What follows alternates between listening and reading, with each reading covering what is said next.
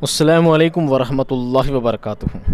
अज़ीज़ तलबा, मैं मोहम्मद शहज़ाद ख़ान आप तमाम ही का अपने इस चैनल SK एडुविज़न में खैर मकदम करता हूँ। आप तमाम ही का तहे दिल से इस्तक़बाल करता हूँ। उम्मीद करता हूँ आप तमाम ही खैर आफ़ियत से होंगे और खुश व खुर्रम ज़िंदगी गुजारे होंगे। प्यारे बच्चों, इससे पहले मैंने आपको नावल बेवा का मुख्तसर तारुफ़ बताया था, पूरा ख़ुलासा बताया था और आपको सारे किरदार समझाए थे। उम्मीद करता हूँ वो वीडियो आपको बहुत पसंद आया होगा, अच्छी तरह से समझ में आ गया होगा।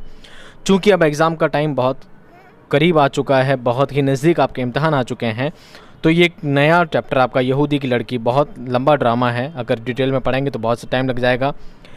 इस चैप्टर से कौन से इंपॉर्टेंट सवाल आ सकते हैं उसके लिए मैं पहले ही वीडियो बना चुका हूँ, ठीक है। फिर भी खुलासे के लिए कुछ बच्चों को वीडियो समझ में नहीं आया था, चैप्टर समझ में नहीं आया था, तो मैं इसके लिए ये शॉर्ट वीडियो लेकर आया हूँ। यहाँ पर आपको पूरी कहानी बहुत ही शॉर्ट में आपको बता दी जाएगी, समझा दी जाएगी, ताकि आप उसको समझ सकें, याद कर सकें और पता लगे आपको कि आखिर सवाल किस तरह से बन सकते हैं, ठीक है। या मैं कि किरदार आपको सारे कंटिन्यू समझा दूंगा, ताकि इम्तिहान में ज़्यादातर आपसे किरदारों के बारे में ही पूछा जाएगा कि यहूदी की लड़की जो ड्रामा है उसमें हन्ना का किरदार कैसा है, मार्कुस का किरदार कैसा है, बादशाह का किरदार कैसा है, ब्रूटिस कौन है, यही आपसे सवाल किए जाएंगे।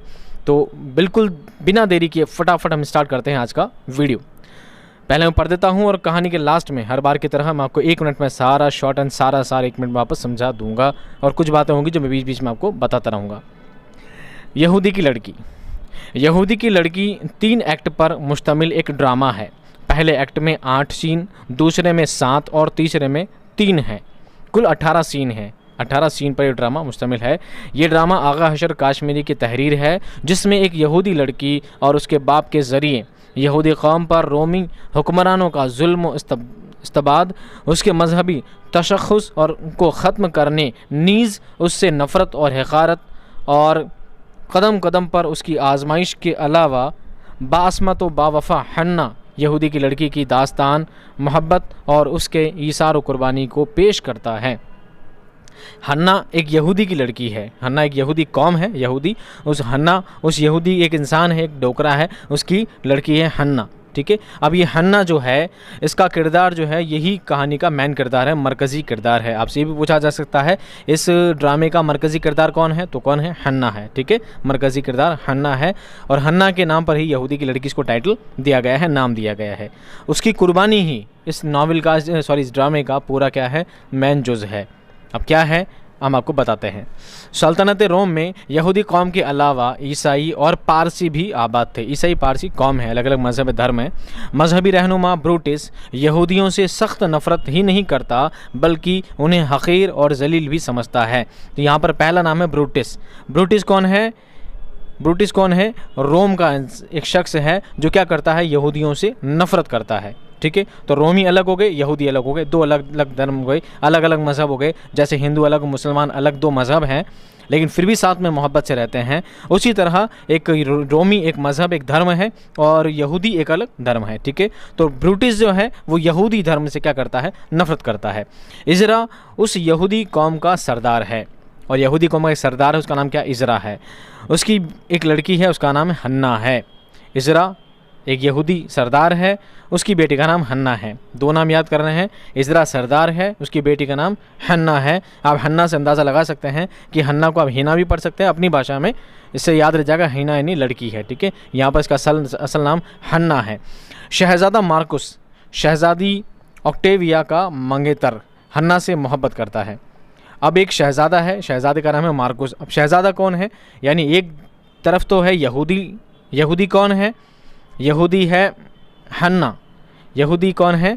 एक यहूदी की लड़की है हन्ना और यहूदी का नाम आपको क्या बताया है यहाँ पर, इज़रा। क्या बताया नाम आपको? इज़रा। इज़रा की बेटी है हन्ना। इज़रा एक यहूदी है, तो यहूदी इज़रा की बेटी हन्ना है। एक तरफ कहानी यहाँ ख़त्म हो जाती है और दूसरी तरफ एक रोमन बादशाह है, एक रोम का एक बादशाह है, उस बादशाह का एक बेटा है, उसका नाम है मार्कुस, ठीक है। क्योंकि उन दोनों की लव स्टोरी है, ठीक है, लव स्टोरी के ट्रायंगल में बना है।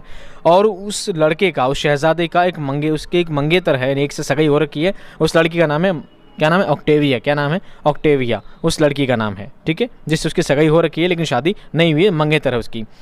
लेकिन ये लड़का जो होता है, ये रोमी होने के बावजूद एक यहूदी की लड़की से, हन्ना से क्या करता है, मोहब्बत करता है, प्रेम करता है। हन्ना भी उससे बेहद चाहती है। जब हन्ना को मालूम होता है कि मार्कुस यहूदी नहीं रोमी है तो उसे बहुत अफसोस होता है, लेकिन उस हकीकत को जानने के बावजूद मार्कुस के लिए वो अपनी मोहब्बत में कोई कमी नहीं पाती। वो चाहती, उसको पता लगता है कि मार्कुस तो एक रोमी है और इस तरह हमारी शादी नहीं होने वाली, क्योंकि हम दोनों में तनाफुर है, दोनों कौमें अलग अलग है, दोनों धर्म अलग अलग है, हम दोनों का आगे कोई फ्यूचर नहीं है। उसके बावजूद वो अपने प्यार में इतनी डूबी होती है और मार्कुस से हमेशा के लिए बहुत पक्की मोहब्बत रखती है, उस मोहब्बत को कभी कमी नहीं आने देती। मार्कुस उसे अपने साथ भाग चलने का मशवरा देता है और वो उस पर अमल को करने को तैयार हो जाती है। ऐन वक्त पर इजरा नमोदार हो जाता है, प्रकट हो जाता है, मामले को जानकर बेहद नाराज़ होता है और मार्कुस को सख्त सुस्त कहता है। वो दोनों की शादी सिर्फ इस शर्त पर मंजूर करता है कि मार्कुस यहूदी मज़हब कबूल कर ले, लेकिन रोमी मार्कुस किसी कीमत पर राज़ी नहीं होता। इंतहाई गुस्से में इजरा उसे घर से निकाल देता है। ठीक है, तो मार्कुस जो है एक रोमी बादशाह का बेटा है और हन्ना जो है इजरा यानी एक यहूदी की बेटी है। ये दोनों आपस में प्रेम करते हैं, दोनों एक दूसरे से मोहब्बत करते हैं, दोनों एक दूसरे से शादी करना चाहते हैं, लेकिन दोनों को पता होता है हम दोनों के मज़हब अलग अलग हैं। एक रोमन होता है, एक रोमी होता है, दूसरा यहूदी होता है। हम दोनों का कोई फ्यूचर नहीं, इससे अच्छा हम क्या करें, घर वालों को बिना बताए क्या करते हैं, भाग चलते हैं। क्या करते हैं, भाग चलते हैं। और दोनों तैयार हो जाते हैं। जैसे ही भागने की बात आती है, लड़की का बाप इजरा यानी यहूदी देख लेता है और दोनों को पकड़ लेता है, धड़ दबोच लेता है कि मैं तुम दोनों को जाने नहीं दूंगा। और उसके बाद क्या होता है, वो कहता है उस लड़के को कि ठीक है, एक ही शर्त पे मैं तुझे अपनी बेटी से निकाह करने दूंगा, शादी करने दूंगा। सॉरी, निकाह तो मुसलमानों में था, यहूदी का मुझे पता नहीं। इसी शर्त पे शादी करने दूंगा कि तू क्या करे, अपना रोमी मज़हब छोड़कर तू यहूदी हो जाए, यहूदी मज़हब को कबूल कर ले, तू भी यहूदी बन जा, तो मैं तेरी अपनी बेटी से शादी करवा दूंगा।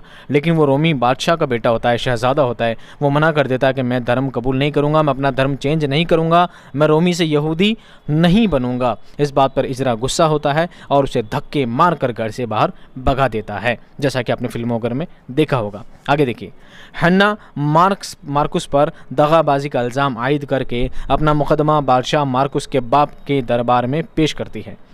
अब हन्ना जो कि यहूदी एक कबीले के सरदार होता है, उसकी बेटी होती है, तो बादशाह के पास जाती है। किस लिए?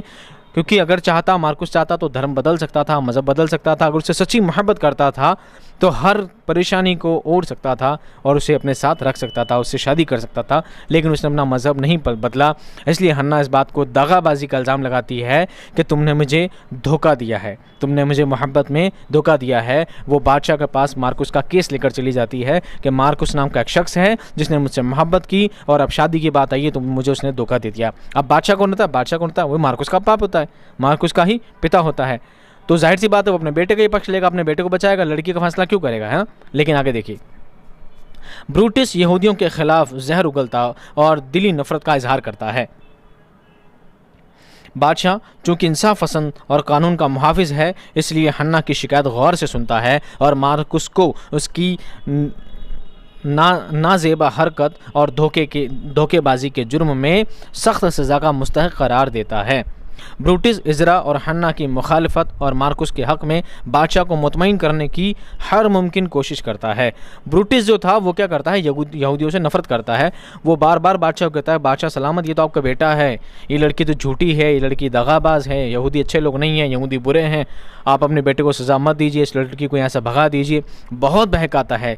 लेकिन बादशाह जो होता है बड़ा समझदार इंसान होता है, बादशाह जो होता है बहुत समझदार इंसान होता है। वो हक़ पर फैसला करता है, सही बात बताता है, उसे गलत फैसला करने का बिल्कुल हक़ नहीं होता है। और एक अच्छा बादशाह होने का उसमें पूरे गुण होते हैं। ये भी सवाल आपसे पूछा जा सकता है कि रोमन बादशाह यानी मार्कुस के बाप का, मार्कुस के वालिद का कैसा रवैया था, कैसा तरीका था? तो आपको बताना है वो एकदम मुहाफिज था, अच्छा फ़ैसला, सही फ़ैसला करने वाला था। फिर चाहे वो उसका बेटा ही क्यों ना हो, उसको लगा कि हाँ उसके बेटे ने धोखा दिया है इस लड़की को, इस लड़की के साथ गलत काम किया है, इसने इससे मोहब्बत करके इसको शादी के लिए धोखा दिया है, चाहे भले ही वो मेरा बेटा हो लेकिन मैं उसे सज़ा देकर ही रहूँगा, और उसे सज़ा के लिए डाल देता है। ब्रूटस बहुत कोशिश करता है, इजरा और हन्ना उन दोनों यहूदियों के लिए बादशाह को भड़काने की कोशिश करता है, लेकिन बादशाह किसी भी हालत में मानता नहीं है और अपने बेटे को सज़ा सुना देता है। आगे देखिए, ब्रूटस इजरा और हन्ना की मुखालफत यानी विरोध में, ठीक है, मुखालफत यानी विरोध, और मार्कुस के हक़ में बादशाह को मुतमईन करने की हर मुमकिन कोशिश करता है, मगर बादशाह अपने मुनसिफाना मिजाज की बदौलत आईने हुकूमत की अज़मत को मलहूज़ रखते हुए शहज़ादे को हथकड़ी पहनाने और मजहबी अदालत में उस पर मुकदमा चलाने का हुक्म सादिर कर देता है। इधर ऑक्टेविया, यहाँ पर राजा क्या कर देता है, हुक्म सुना देता है कि बेटे को क्या मिलनी चाहिए, सज़ा मिलनी चाहिए। अब क्या होता है, इधर ऑक्टेविया कौन, उस लड़की की मंगेतर जिससे उसकी सगाई हो चुकी होती है ना। अब वो कहती है कि मेरा तो सब कुछ लुट गया, मैं बर्बाद हो गई, एक लड़की के चक्कर में मेरा धनी जाता रहा। आगे देख क्या होता है, इधर ऑक्टेविया हन्ना के पास जाती है और उससे मार्कुस को माफ़ कर देने की दरख्वास्त करती है। बड़ी मिन्नत समाजत के बाद हन्ना अपना मुकदमा वापस ले लेती है, ये जानते हुए भी कि उसकी सज़ा मौत है। अब ऑक्टेविया जाती है हन्ना के पास और बोलती है कि तुम अपना इल्ज़ाम वापस ले लो ताकि मेरा मार्कुस छूट जाए और मेरे से शादी हो जाए। मैं नहीं चाहती मार्कुस से मेरा रिश्ता टूट जाए, मैं उससे शादी करना चाहती हूँ और किसी तरह तुम मुकदमा वापस ले लो। हन्ना को पता था अगर मैं राजा के पास गई और बोल दिया कि मैंने झूठ मूठ बोला था तो राजा मुझे क्या करेगा, बादशाह मुझे क्या करेगा, सज़ाए मौत की सज़ा सुना देगा। ये जानते हुए भी क्या करती है, वो मुकदमा वापस ले लेती है। मार्कुस को रिहा कर दिया जाता है, छोड़ दिया जाता है। इज़रा और हन्ना को इस जुर्म की पादाश में कि उन्होंने मार्कुस पर गलत इल्ज़ाम लगाया है, खौलते हुए तेल के कड़ाव में डाल देने का हुक्म दिया जाता है। खोलता हुआ तेल में उठाया जाता है और कहा जाता है इन दोनों को सज़ा दी जाए, तेल उठाकर दोनों को उंधा दिया जाए, दोनों को जान से मार दिया जाए, ख़त्म कर दिया जाए। यही वो लम्हा है। अब आता है फिल्म का क्लाइमैक्स, बिल्कुल शॉर्ट में लास्ट कड़ी पे। यही वो लम्हा है जब इज़रा उसका राज इंकशाफ करता है, सामने जाहिर करता है कि हन्ना ब्रूटस की बेटी है, उसकी नहीं।